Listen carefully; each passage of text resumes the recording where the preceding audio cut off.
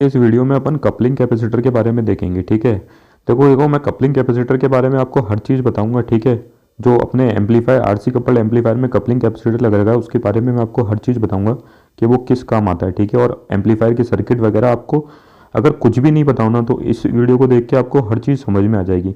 देखो मैंने एक क्वेश्चन भी लिखा है यहाँ पे, the main function of coupling capacitor in RC coupled common emitter amplifier is to.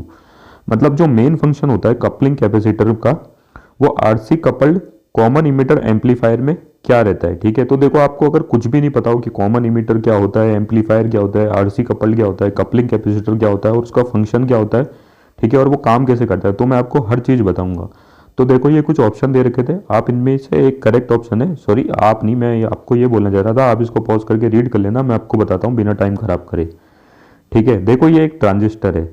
अभी जो मैं चीज़ दिखाऊं आप सिर्फ उसी पे कंसंट्रेट करना, ये जो कर रखा है इस पे बिल्कुल भी ध्यान मत देना। जो जो मैं दिखा रहा हूँ आप सिर्फ वही देखो। देखो ये ट्रांजिस्टर है। ठीक है, अगर आपको ये भी नहीं बताओ तो इमीटर, बेस और कलेक्टर रीजन है। ठीक है, इसमें ये एक ट्रांजिस्टर है।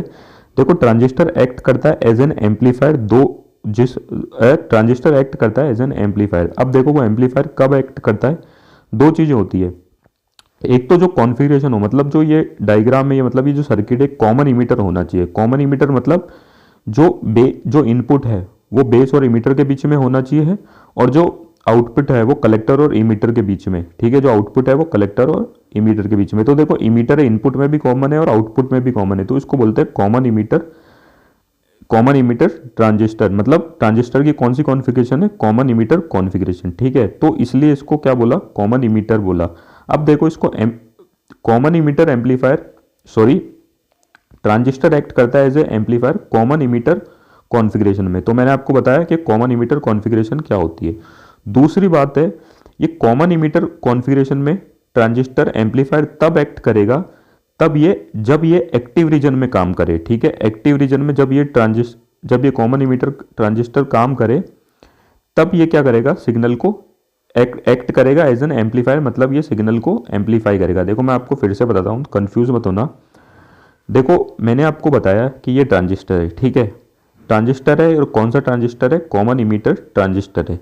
ठीक है, दूसरी बात मैंने बताई आपको कि ट्रांजिस्टर की को एम्पलीफायर एक्ट करने के लिए दो चीज़ जरूरी है। एक तो ये कॉमन इमीटर की कॉन्फ़िगरेशन होनी चाहिए, तो देखो मैंने आपको बता दिया ये कॉमन इमीटर की कॉन्फ़िगरेशन है।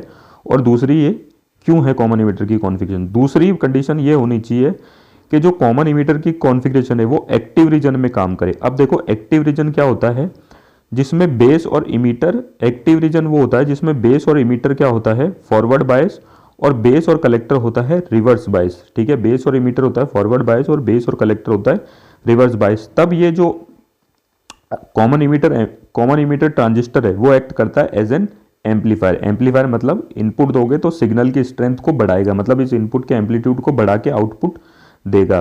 तो इसलिए इसको बोला गया क्या, transistor amplifier, common emitter amplifier. ठीक है, कॉमन इमीटर एम्पलीफायर क्यों बोला गया मैंने आपको बता दिया। आरसी कपल्ड मतलब देखो ये एक स्टेज है, ऐसी बहुत सारी स्टेज, बिल्कुल ऐसी की ऐसी बहुत सारी स्टेज लगी हुई रहती है, आप नंबर ऑफ कितनी भी स्टेज कनेक्ट कर सकते हो। ठीक है, तो देखो जो आउटपुट है वो पहली स्टेज का जो ये आउटपुट आया वो दूसरी स्टेज में जाता है with the help of resistance और कैपेसिटेंस। इन दोनों की मदद से क्या होता है कि जो पहली स्टेज का आउटपुट है उसको दूसरी स्टेज के इनपुट में बोला जाता है, इसलिए इसको बोला गया RC coupled common emitter amplifier. देखो आपको ये वाली बात समझ में आ गई होगी, इसको RC coupled common emitter amplifier circuit क्यों बोला। ठीक है ना, ऐसी स्टेज बहुत सारी लगी रहती है। अब देखो अब बात आती है, मैंने आपको बताया क्वेश्चन पे आता है कपलिंग कैपेसिटर क्या काम करता है। उससे पहले जैसे कि मैंने आपको बताया एक्टिव रीजन में काम करता है एम्पलीफायर, मतलब ये वाला region base emitter junction forward bias और base collector region reverse bias. इसकी जो बायसिंग कंडीशन है वो इस डीसी वोल्टेज से सेट की जाती है, वो इस डीसी वोल्टेज से क्या की जाती है, सेट की जाती है, मतलब ये फॉरवर्ड बायस रहे और ये रिवर्स बायस रहे। अब देखो क्या होता है, जो आउटपुट है ना पहली स्टेज का वो दूसरी स्टेज, देखो मैंने यहाँ पे बना रखी है, वो नेक्स्ट स्टेज में कैसे जाता है, with the help of coupling capacitor, with the help of coupling capacitor. ये देखो यही इसी के बारे में पूछा था, इसी के बारे में पूछा गया है कि भैया इसका मेन फंक्शन क्या है।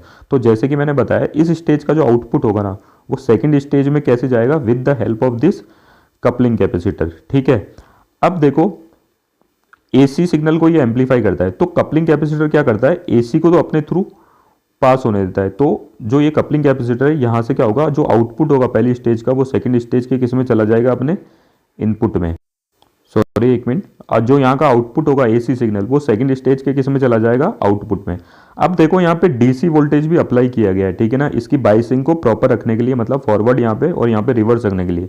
तो अपन चाहते हैं ये जो डीसी सिग्नल है वो नेक्स्ट स्टेज में ना जाए, तो जो कपलिंग कैपेसिटर है वो इस डीसी सिग्नल को सेकंड स्टेज में जाने से रोकता है। क्यों, कैसे रोकता है ये कपलिंग कैपेसिटर? देखो कपलिंग कैपेसिटर है तो इसकी रिएक्टेंस होगी कैपेसिटिव रिएक्टेंस, तो वो कैपेसिटिव रिएक्टेंस होती है इनवर्सली प्रोपोर्शनल टू फ्रीक्वेंसी। अब अपन को पता है डीसी में फ्रीक्वेंसी कितनी होती है, 0, मतलब रिएक्टेंस कितनी हो जाएगी, 1/0, मतलब कि इनफाइनाइट। मतलब ये डीसी के पाथ में इनफाइनाइट रिएक्टेंस फ्लो ऑफर कर रहा है, मतलब ये डीसी को अपने थ्रू पास नहीं होने दे रहा, क्योंकि जब डीसी का केस आता है तो रिएक्टेंस कितनी हो जाती है, इनफाइनाइट, मतलब ये एक्ट करता है एज ए ओपन सर्किट। तो जो यहाँ का जो डीसी सिग्नल है, ये जो डीसी सिग्नल है वो सेकंड स्टेज में नहीं जा पाएगा। अब सेकंड स्टेज में नहीं जा पाएगा, इसको रोका क्यों? तो देखो उसका भी बात बताता हूँ मैं आपको। देखो ये जो जितनी भी चीज़ें मैंने बता रखी ना, मैंने लिख भी रखी है, मैं आपको वो लिखी हुई भी बता देता हूँ। अब देखो इसने डीसी सिग्नल को रोका क्यों? तो देखो जैसे इसको एक्टिव रीजन में काम करने के लिए इस वाले स्टेज को यहाँ पे कुछ वोल्टेज दिया गया था, डीसी वोल्टेज, ताकि ये फॉरवर्ड बाइस रहे और रिवर्स बाइस रहे। तो यहाँ पे भी कुछ डीसी वोल्टेज सप्लाई दी जा रही है इसके थ्रू ही, मतलब ये कॉमन डीसी सप्लाई होती है, यही सप्लाई यहाँ पे भी दी जा रही है। तो इसकी जो ऑपरेटिंग कंडीशन है, मतलब ये फॉरवर्ड बाइस ही रहे और रिवर्स बाइस ही रहे, ये बिगड़े ना यहाँ से डीसी सिग्नल आने के कारण, यहाँ से एक्स्ट्रा डीसी सिग्नल आने के कारण इसकी जो बाइसिंग कंडीशन है जो अपन इसी से ही दे रहे हैं, ठीक है, वो बिगड़े ना, मतलब ये एक्टिव रीजन में ही काम करता रहे, इसलिए ये कपलिंग कैपेसिटर लगाया गया। मतलब ये अगर डीसी को रोक रहा है, मतलब यहाँ से डीसी को आने नहीं दे रहा, इसका मतलब ये क्या कर रहा है, यहाँ की जो बाइसिंग कंडीशन है, बाइसिंग कंडीशन उसको खराब होने से बचा रहा है, ठीक है, क्योंकि अपन को पता है इस बाइसिंग कंडीशन को खराब हुई तो जो बेस इमीटर जंक्शन है वो, मतलब बाइसिंग कंडीशन खराब हुई तो ये प्रॉपर्ली ऑपरेट नहीं करेगा। तो अपन को चाहते हैं कि भाई इसकी जो बाइसिंग कंडीशन है वो खराब नहीं हो, इसलिए कपलिंग कैपेसिटर लगाया गया ताकि यहाँ से जो डीसी है वो यहाँ पे ना आ पाए और ये बेस इमीटर जंक्शन हमेशा फॉरवर्ड बाइस रहे और बेस कलेक्टर हमेशा रिवर्स बाइस रहे। तो देखो यही चीज मैंने यहाँ पे लिख रखी है कपलिंग कैपेसिटर के बारे में। Connect two stages, output of one stage act as a input for next stage. ये वाली बात समझ गए होंगे, कपलिंग कैपेसिटर ने क्या करा, 2 स्टेज को कनेक्ट किया, तो आउटपुट ऑफ वन स्टेज कैसे एक्ट करी थी, as a input of next stage.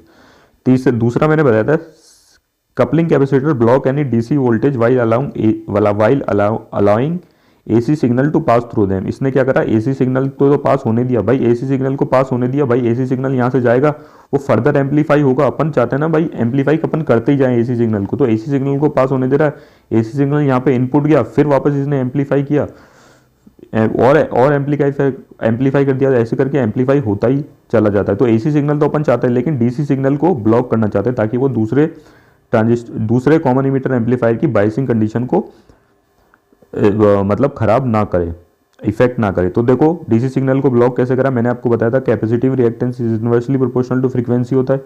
DC के लिए फ्रीक्वेंसी 0, मतलब 1 जो कैपेसिटिव रिएक्टेंस है वो 1/0 हो जाएगी, मतलब 1/0 मतलब इनफाइनाइट, मतलब ये डीसी को कैसा रेजिस्टेंस दे रहा है, रिएक्टेंस दे रहा है, इनफाइनाइट रेजिस्टेंस दे रहा है फ्लो होने के लिए। इसका मतलब डीसी जो है इस कपलिंग कैपेसिटर के थ्रू फ्लो नहीं कर पाएगी, तो जो इसने क्या करा, डीसी को ब्लॉक कर दिया।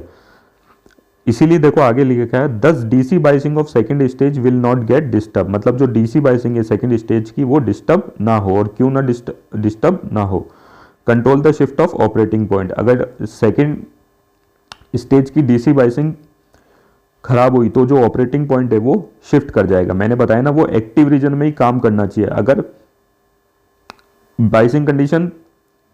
बाइसिंग कंडीशन अगर खराब हुई तो वो एक्टिव रीजन में काम नहीं करेगा। तो मतलब ऑपरेटिंग पॉइंट हमेशा कहाँ रहना चाहिए, एक्टिव रीजन में रहना चाहिए। एक्टिव रीजन का मतलब बेस इमीटर जंक्शन फॉरवर्ड बाइस और base collector junction reverse bias. तो देखो भाई यहाँ पे जैसे कि मैंने बताया था, the main function of coupling capacitor in RC coupled common emitter amplifier is to DC isolation. ये डीसी को आइसोलेट करता है पहली स्टेज से दूसरी स्टेज में, ताकि दूसरी स्टेज की जो बाइसिंग कंडीशन है वो डिस्टर्ब ना हो और वो आराम से अपने एक्टिव रीजन में काम करता रहे। Thank you.